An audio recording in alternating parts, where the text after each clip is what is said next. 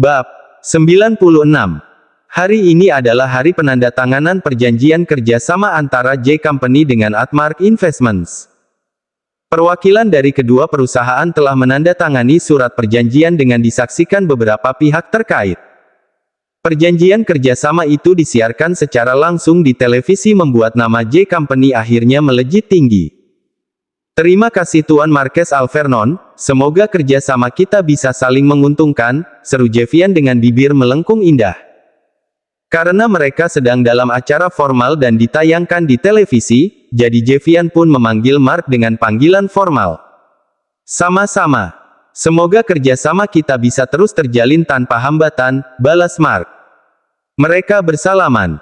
Kilatan blitz memenuhi ruangan itu. Semenjak kerjasama itu terjalin, saham perusahaan Jevian pun naik drastis.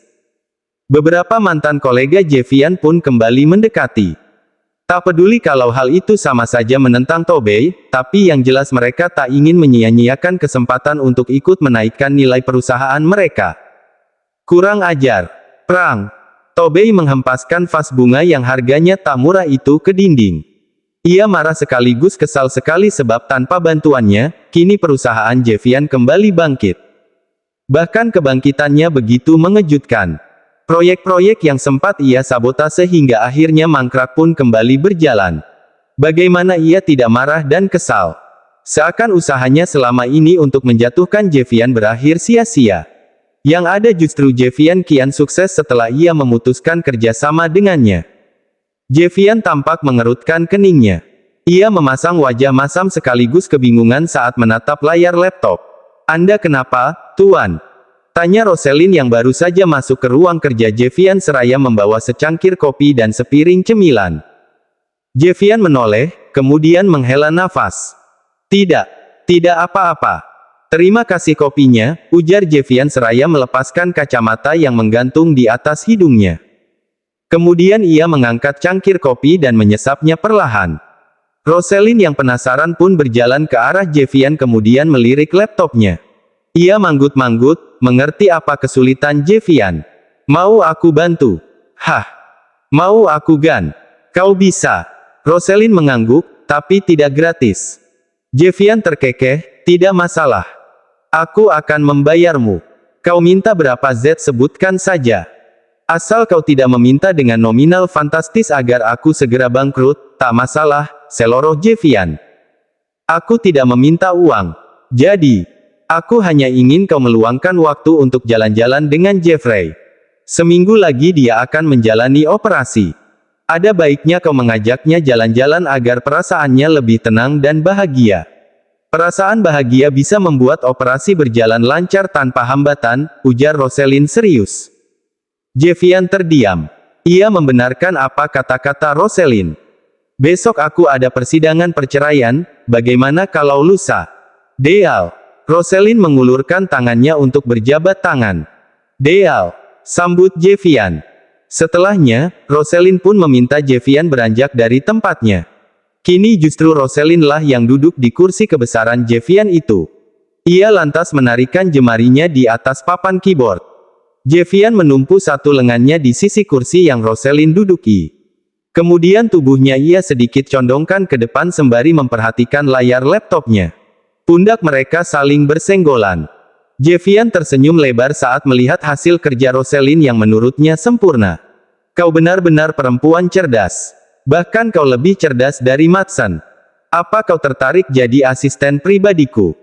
Sayang bila bakatmu kau sia-siakan seperti ini, ujar Jevian sambil melirik ke arah Rosalind. Wajah cantik yang tegas, namun bila sekali tersenyum, begitu manis. Sayangnya aku tidak berminat, jawab Rosalind acuh tak acuh. Kenapa? Lalu Rosalind menoleh ke arah Jevian yang menatapnya lekat. Jarak mereka begitu dekat membuat mereka saling terpukau dengan tatapan masing-masing. Namun dengan cepat Rosalind kembali mengalihkan perhatiannya ke arah layar laptop. Karena lebih menyenangkan mengurus anak-anak. Apalagi anak itu semanis Jeffrey. Sungguh menyenangkan, ujar Rosalind sambil tersenyum lebar. Jevian dapat melihat kejujuran dari perkataan Rosalind. Padahal ia memiliki bakat yang luar biasa, tapi ia justru lebih suka mengurus anak-anak, aneh. Padahal bagi perempuan lain, apalagi di negara barat, kebanyakan dari mereka lebih suka merintis karir. Bagi mereka pernikahan dan anak hanya penghalang bagi mereka untuk meraih kesuksesan. Namun Rosalind yang jelas-jelas berbakat justru lebih suka mengurus anak-anak. Sungguh calon istri idaman. Apa kau mau benar-benar menjadi mominya Jeffrey? Tanya Jevian tiba-tiba dengan tatapan masih terarah ke Rosalind. Hah, maksud Anda? Bukannya menjawab, Jevian justru tersenyum penuh arti. Entah apa yang ada di otak tampannya itu, Rosalind tidak bisa menebaknya. Merasa urusannya sudah selesai, Rosalind pun kembali ke kamarnya. Jadi, laki-laki ini CEO J Company. Lalu anak ini anak kandungnya dengan putri pemilik T Company. Dan sekarang, mereka sedang proses perceraian. Begitu? Tanya Bastian pada detektif swasta sewaannya. Benar, Tuan. Dan perempuan yang Anda minta cari tahu tempat tinggalnya itu ternyata tinggal di mansion milik Tuan Jevian. Ia bekerja di sana sebagai nani, papar detektif swasta tersebut membuat mata Bastian terbelalak. Kemudian ia terkekeh sinis. Kau ingin membohongiku, Jangan harap kau bisa. Bastian menyeringai setelah mendapatkan informasi mengenai Rosalind yang ternyata hanyalah seorang nani dari anak Jevian. Sementara itu, karena akses ke apartemen pribadinya pun telah ditutup, pun kartu-kartu debit dan kreditnya dibekukan oleh Tobey membuat Eve dengan terpaksa pulang ke mansion sang ayah. Ia pikir, ayahnya tak mungkin mengusirnya dari sana. Mana mungkin ia tega membuatnya seperti seorang tunawisma karena berkeliaran di tengah jalan. Hal itu tentu saja bisa membuat dirinya malu. Tak mungkin kan ia ingin mempermalukan dirinya sendiri di hadapan orang lain. Selama tinggal di mansion, Tobey bersikap dingin pada Eve. Ia pikir semua masalah yang ia hadapi bersumber dari Eve itu sendiri. Eve menghela nafas panjang. Ia kesal karena sikap ayahnya benar-benar dingin padanya. Padahal sebelumnya, mau sesalah apapun perbuatannya, Tobey akan selalu membela dan membenarkannya. Keesokan harinya, persidangan pun dimulai dengan agenda pembacaan permohonan perceraian serta meminta keterangan alasan perceraian antara keduanya. Sebagai penggugat, Jevian pun menjelaskan permohonan gugatannya. Ia pun menjelaskan alasan perceraian karena adanya ketidakcocokan selama berumah tangga. Eve sebagai tergugat menolak keputusan untuk bercerai. Ia masih bersikukuh untuk mempertahankan rumah tangga. Hingga akhirnya hakim mengetuk palu untuk menunda sidang dan melanjutkannya bulan depan. Sebenarnya bisa saja Jevian langsung mengeluarkan kartunya, tapi Jevian masih menghargai Eve, bukan hanya sebagai seorang perempuan, tapi juga ibu dari putranya. Ia tidak ingin mempermalukan Eve yang mana akhirnya bisa berdampak pada Jeffrey. Namun bila Eve sampai berbuat sesuatu yang di luar dugaan, jangan salahkan kalau Jevian bertindak. Sepulangnya dari persidangan, Evelyn tampak frustasi. Ia bisa melihat binar kesungguhan di mata Jevian yang benar-benar ingin memutuskan hubungan dengannya. Eve kalut. Ia berjalan mondar-mandir memikirkan bagaimana caranya agar ia bisa membatalkan gugatan perceraian yang Jevian ajukan. Aku harus apa? Aku harus bagaimana? Gumamnya frustasi sambil menggigiti kuku-kukunya. Sebuah kebiasaan yang ia lakukan saat sedang kalut. Eve benar-benar bingung. Apalagi seseorang yang biasa memberinya support kini tiba-tiba menghilang. Bahkan Eve tidak bisa menghubunginya sama sekali membuat Eve makin gelisah dibuatnya. Kau di mana, Lin? Aku membutuhkanmu, gumamnya sambil menatap layar ponsel yang kembali meredup setelah ia melakukan panggilan ke nomor Linda, namun tidak sekalipun panggilannya direspon. Brengsek. Kenapa semua jadi kacau begini? Raungnya sambil menjambak rambut coklatnya frustasi. Saat sedang bingung, tiba-tiba ada sebuah pesan masuk ke ponselnya. Dilihatnya, nomor pengirim itu tidak tersimpan di kontaknya. Pesan dari siapa ini? Apa jangan-jangan ini dari Linda? Ponselnya hilang jadi ia menghubungiku dengan nomor ponsel yang baru. Gumamnya dengan mata berbinar. Ia pikir pesan itu dari Linda. Dengan mata berbinar, Eve pun segera membuka layar ponselnya. Dahinya berkerut saat membaca isi pesan itu. Kau ingin membatalkan perceraianmu, bukan? Aku tahu caranya. Hubungi aku bila kau berminat dengan rencana yang kutawarkan. Siapa ini? Mengapa dia ingin membantuku? Apa jangan-jangan ini musuh Jevian? Lawan bisnisnya. Gumam Eve menduga-duga. Tuan, seperti yang Anda duga, ada orang di perusahaan kita yang mencoba membobol data dan ingin mencuri informasi mengenai proposal kita yang terbaru, ujar Madsen setibanya di ruang kerja Jevian. Mata Jevian memicing. Ternyata apa yang Rainero sampaikan benar sekali. Akan ada cacing parasit yang berusaha menggerogoti dari dalam lalu menghancurkan perusahaannya. Sungguh rencana yang licik. Ya, setelah pemandangan perjanjian kesepakatan kerjasama, Jevian pun ikut makan siang bersama dengan Mark, Rainero, dan Axton. Mengetahui Rainero bertemu dengan sahabatnya, Axton pun gegas menyusul ke negara tersebut. Yang penting segala pekerjaan sudah beres jadi tak masalah kan ia melancong sebentar saja ke negara tetangga. Rainero juga tidak melarang. Ia memberikan kebebasan pada asisten sekaligus sahabatnya tersebut. Dan di saat pertemuan itulah, Rainero yang sudah lebih dulu tahu sepak terjang seorang Tobey menceritakan segalanya. Termasuk trik-trik kotor yang kemungkinan akan Tobey gunakan, termasuk dengan menyusupkan seseorang untuk mencuri segala informasi kemudian menghancurkan perusahaannya dari dalam. Rainero sudah pernah merasakannya. Hal itu terjadi tepat saat Rainero sedang berada di Indonesia untuk membujuk Senina kembali padanya. Perusahaannya oleng. Terjadi pencurian data, kecurangan, korupsi, dan proyeknya yang hampir gagal karena ada yang bermain dengan menukar bahan baku menggunakan bahan yang berkualitas rendah. Dan setelah diselidiki dalang utamanya adalah Tobey. Sayangnya ia berhasil mengkambing hitamkan orang lain sehingga ia bisa tetap bebas melenggang di luar sana tanpa tersentuh hukum. Namun Rainero tidak tinggal diam. Ia berhasil menekan Tobey sebagai pembalasan. Ia berhasil menjatuhkan harga saham T-Company.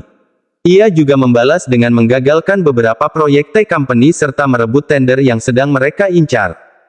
T-Company sempat terguncang. Hingga akhirnya Tobey menemui Rainero dan meminta maaf.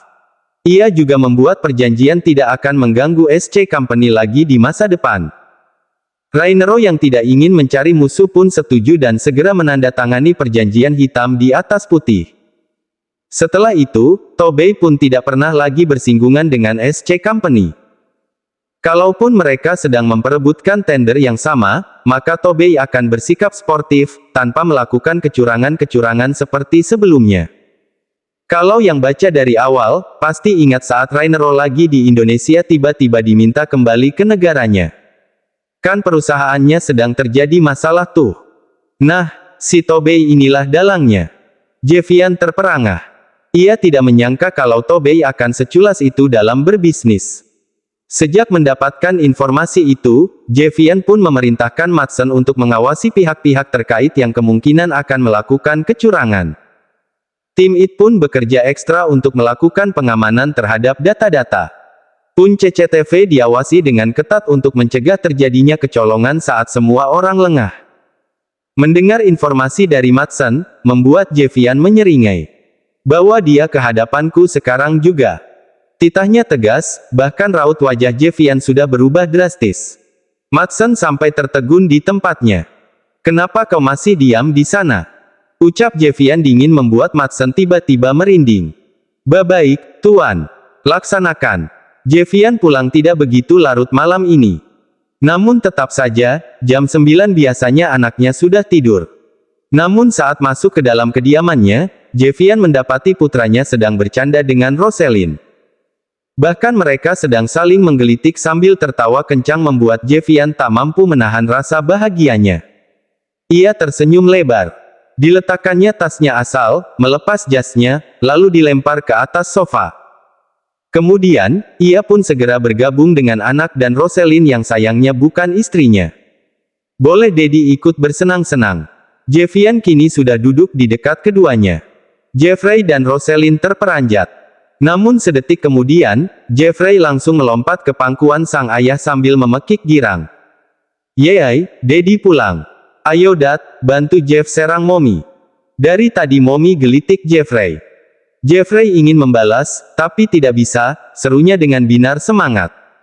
Alis Jevian terangkat. Kemudian ia tersenyum menyeringai membuat Rosalind seketika was-was.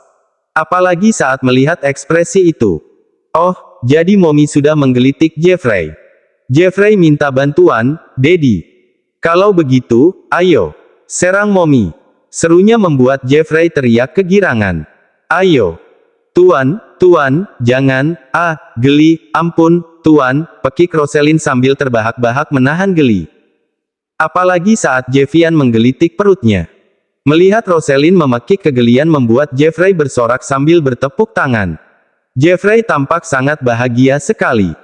Sudah lama ia memimpikannya bisa bermain dengan orang tuanya seperti ini. Namun sayang, Eve tidak pernah sama sekali mau berinteraksi dengannya. Melihat Rosalind hampir kehabisan nafas karena tertawa, Jeffian pun akhirnya melepaskannya. Jeffian pun tak henti-hentinya terkekeh. Senang sekali rasanya bisa bermain dengan Jeffrey dan Rosalind seperti ini. Mereka sudah seperti pasangan keluarga bahagia.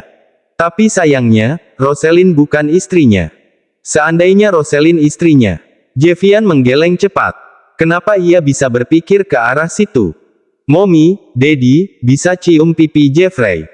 Panggil Jeffrey membuat kedua orang dewasa itu menatap ke arahnya. Tentu saja, boy. Tak perlu meminta, Daddy akan dengan senang hati menciummu, bahkan setiap hari, ujar Jeffian. Mommy juga. Bukankah Mommy setiap hari mencium pipimu?